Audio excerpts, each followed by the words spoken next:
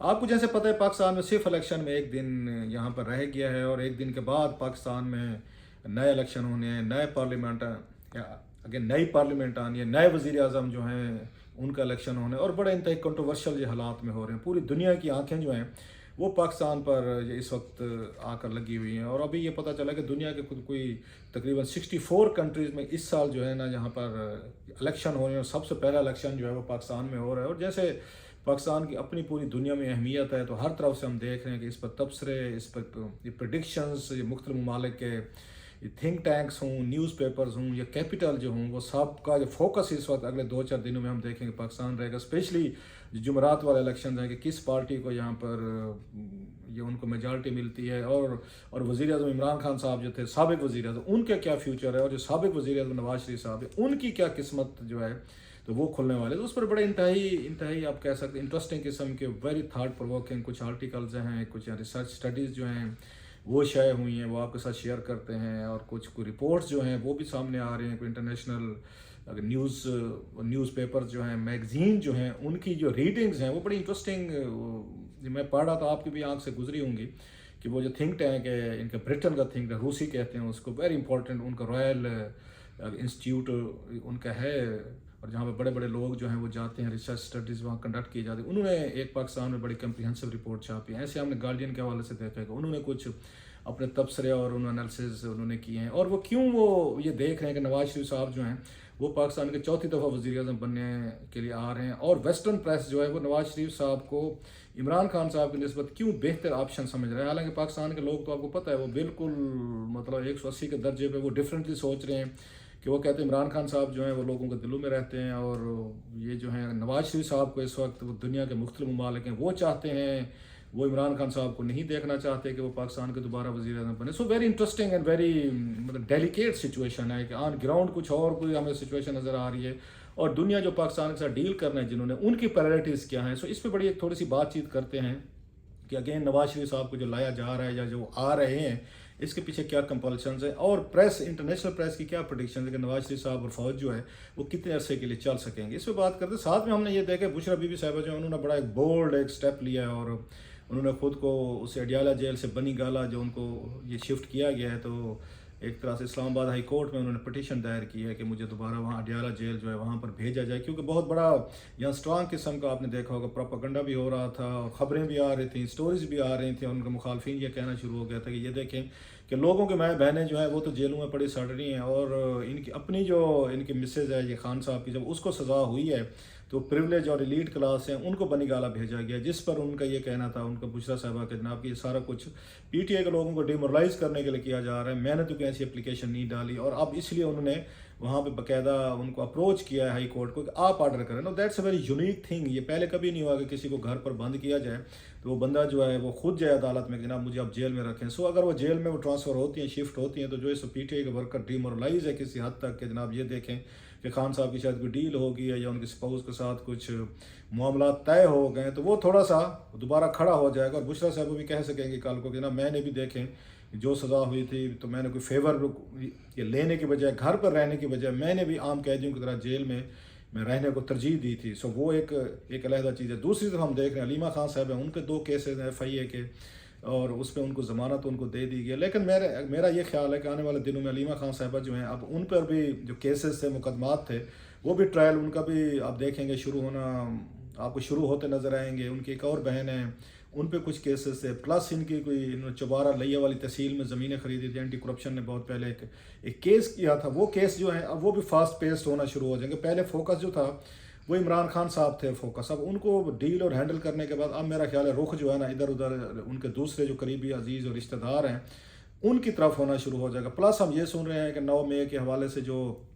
Cases تھے، مقدمے تھے، ملٹری ٹرائل کورٹ جو ہے ان کا شروع ہو گیا، جس میں بڑے بگ گنز جو نام آ رہے ہیں وہ اس میں یہ شاہد قریشی صاحب ہیں، عمران خان صاحب ہیں، اور شیخ رشید صاحب ہیں، اور ان کے بارے میں بتایا جا رہا ہے کہ بہت سارے ایویڈنس ثبوت جو ہیں جو اب تک خبریں سامنے آ رہی ہیں وہ بھی ان کے لیے موجود ہیں. سو بہت سارے اس میں. اچھا پھر القادر ٹرسٹ کی جیسے پہلے بھی میں نے بات کی تھی, القادر ٹرسٹ ہے, اس کا بھی بتایا جا رہا ہے کہ الیکشن کے بعد وہ بھی پروسیس, اس کا کیس بھی ہے وہ شروع ہونے والا ہے. سو بڑے 2 مزید کیسز جو ہیں اس وقت عمران خان صاحب کے لیے پریشانی کا باعث بن سکتے, جس میں اس میں بشرا صاحبہ بھی ان کی کو اکیوز ہیں, اسپیشلی القادر اس میں ٹرسٹ جو ہے جس میں ملک ریاض سے ان کی ڈیل کی خبریں آئی تھیں کہ 190 ملین پاؤنڈ جو ایڈجسٹ کیا گیا تھا, یو کے سے آیا تھا, اس کے بدلے میں ٹرسٹ کے نام پر وہاں پہ زمینیں لی گئی تھیں, کروڑ روپے لیے گئے تھے, ڈونیشن وغیرہ جو ہیں, تو وہ بھی وہاں پر انہوں نے آ کر یہ لیے تھے. پلس ایک اور خبر آ رہی ہے لوگوں کے لیے کہ محسن نقوی صاحب ہیں, وہ پاکستان کرکٹ بورڈ کے وہ چیئرمین تھے, وہ بھی لگ گئے. پہلے وزیر اعلیٰ کی ان کی لاٹری نکلی, اب یہ پاکستان کرکٹ بورڈ کی ان کی نکل گئی ہے. یہ ذہن میں رکھیے گا پاکستان میں 3-4 بڑے عہدے ہیں. ایک وزیر اعظم کا عہدہ بڑا ہو سکتا ہے, میں یہ سمجھتا ہوں پولیٹیکل کسی ڈیموکریٹک اس میں سیٹ اپ میں اسپیکر قومی اسمبلی یا سینٹ چیئرمین, وہ بھی اپنی جگہ پہ اہم ہوں گے. تو پھر یا DGISI کہہ لیں, آرمی چیف کے کہہ لیں, پھر سب سے بڑا عہدہ جو سمجھا جاتا ہے میرا خیال ہے پاکستان کرکٹ بورڈ کا ہے. اور بہت بڑے بڑے ہم نے دیکھا ماضی میں لوگ جو ان عہدوں کے لیے کوششیں بھی کرتے رہے ہیں, اور ان کو یہ عہدے ہیں ایز اے پولیٹیکل برائب کے طور پر دیے جاتے رہے. شاید محسن نقوی صاحب کے بارے میں کہا جاتا ہے ان کے کچھ بڑے لوگوں کے ساتھ اچھے تعلقات ہیں, اچھی دوستی, اور وہ ان کی 1 سال کی پرفارمنس سے بڑے خوش بھی تھے. پنجاب میں دیکھا گیا کہ لاہور کو اسپیشلی, باقی تو لاہور سے باہر تو نہیں نکلے محسن نقوی صاحب, ہم نے نہیں دیکھا کہ کچھ اور یہ صوبے میں گئے ہوں, اور بھی بڑے یہاں پہ یہ ریموٹ ایریاز تھے, وہاں پہ ان کا فوکس نہیں رہا, فوکس لاہور پہ رہا. اگرچہ اتنا وہ کہہ سکتے ہیں جی میں کوئی اتنا ٹائم نہیں تھا میرے پاس کہ پورے صوبے میں جاتا, وزٹس کرتا یا چیزیں دیکھتا, میں لاہور کی حد تک انہوں نے, اس میں کوئی شک نہیں ہے 3-4 بڑے پروجیکٹس سے مین تھے جن کو انہوں نے یہ جلدی کمپلیٹ کرایا. لوگ جو ہیں اوور آل ان کو اپریشیٹ بھی کرتے تھے. بہرحال دیکھتے ہیں کرکٹ بورڈ کے حوالے سے ان کی وہ بنتی ہے. اس کو اتنے بڑے کرائسس میں ہم اس بورڈ کو دیکھ رہے ہیں, کھلاڑیوں کو دیکھ رہے ہیں, سیریز ہم نے ہاری ہیں, وہ کیا نیا کرشمہ کرتے ہیں, yet to be seen. Now coming to the point, جو اصل چیز ہے, رائل انسٹیٹیوٹ جو ہے ان کا تھنک ٹینک جو ہے وہ کیا کہہ رہے ہیں ان کے نواز شریف صاحب کے بارے میں, وہ بڑی انٹرسٹنگ اس میں چیزیں ہیں. عمران خان صاحب سے ایک طرح کی ہمیشہ انٹرنیشنل پریس کو یا کچھ یہ بیرون ملک ممالک جو تھے ان کو شکایتیں رہی ہیں. وہ سمجھتے ہیں جس طریقے کا مذہب کا انہوں نے استعمال کیا پاکستان میں, جو ان کا اپنا بیک گراؤنڈ تھا, سو ان کے لیے چیزیں بڑی غیر متوقع بھی تھیں اور ہضم ہونے والی بھی نہیں تھی. اور پھر پلس ایک پاپولر ایک ویو پر تو آئے, ان کو فوج ان کو لے کر آئی تھی 2018 میں, لیکن پھر اسی فوج سے اسی طریقے سے لڑ بیٹھے جیسے نواز شریف صاحب لڑ بیٹھے تھے. اب وہ سمجھتے ہیں کہ عمران خان صاحب جو ہیں وہ ایک ہیرو تو ضرور ہیں لوگوں کے, اسٹریٹ پہ بھی لوگ ان کو ووٹ دینا چاہتے ہیں, لیکن پاکستان کی اسٹیبلشمنٹ جو ہے وہ سمجھتی ہے کہ خان صاحب جو ہیں وہ پاکستان کے ساتھ اس طرح جیل نہیں کرتے, وہ پاکستان کے مفاد کا وہ خیال نہیں رکھتے. ان کے ذہن میں جو بیٹھا ہوا ہے کہ دنیا کے ہر ملک سے میں نے لڑنا ہے اور اسی طریقے سے عظیم قوم بنا جا سکتا ہے کہ روس اس سعودی عرب سے بھی لڑ جاؤ, اس کے بعد چائنیز ہیں, امریکنز ہیں, مطلب نیم اینی کنٹری, یا اس کی یورپین یونین جو ہے آپ ان سے لڑ لیں, اور اس کو لڑنے کے بعد شاید ان کے ذہن میں تھا کہ اس سے قوموں کی عزت بنتی ہے یا قوم جو ہے نا بڑی قوم بنتی ہے. تو یہ وہ کنسیپٹ تھا جس کی وجہ سے آرمی ان سے ڈر گئی تھی کہ یہ تو ہمیں آئسولیشن میں لے کر جا رہے ہیں. اور اسپیشلی جو انڈیا کے ساتھ ایک ریلیشن شپ کا ایک تھا کہ خان صاحب جو ہیں جناب باجوہ جو ہیں شاید وہ ان کے ساتھ ریلیشن شپ ٹھیک کر سکیں گے, وہ چیز ان کو نظر نہیں ہے. سو لہٰذا وہ سمجھتے ہیں کہ ملٹری اور عمران خان صاحب کی جو آپس میں کنفلکٹ ہوئی ہے اس کا نتیجہ یہ نکلا ہے کہ اب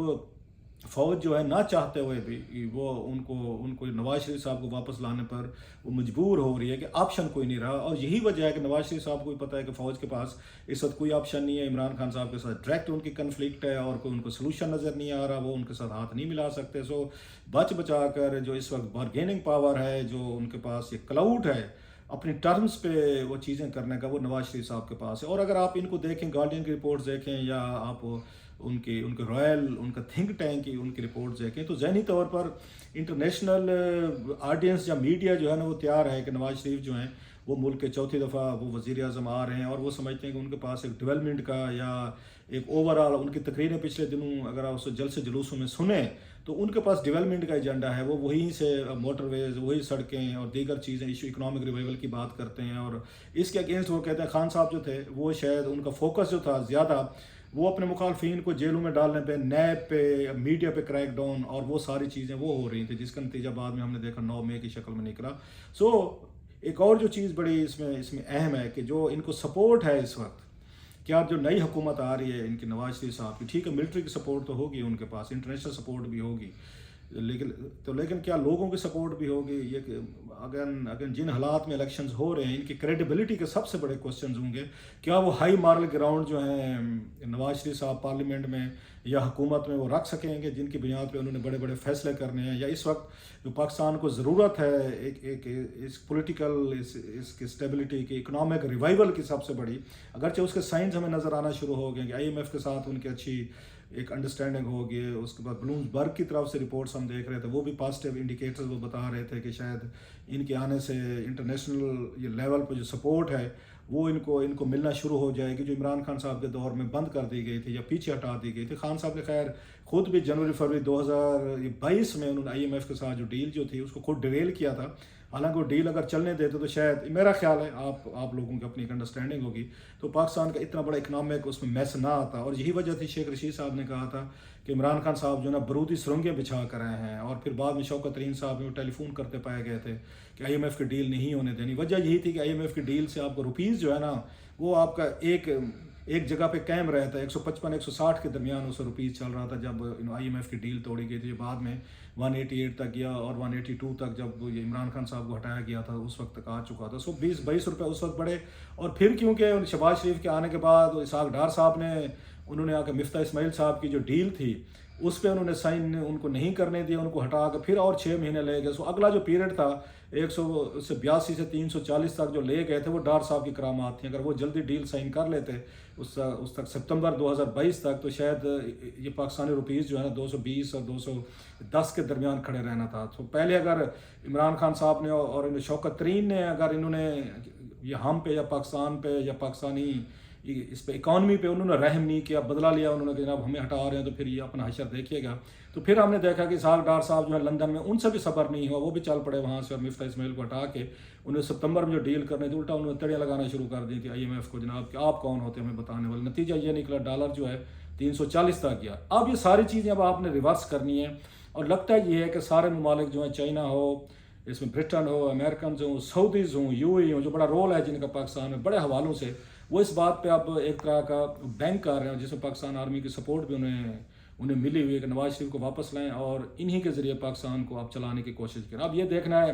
کہ نواز شریف صاحب کیا دوبارہ وہیں سے شروع کرتے. میری اپنی ایک رائے ہے، ہو سکتا ہے نواز شریف صاحب کو فین کلب نہ اس بات کو مانیں کہ نواز شریف صاحب ابھی تک 1997 اور 2017 میں پھنسے ہوئے ہیں، وہ اس سے باہر نہیں نکلے. 1999 12 اکتوبر میں جب ان کو مشرف صاحب نے ان کو ڈسمس کیا تھا، یا پھر پاناما کی وجہ سے ان کو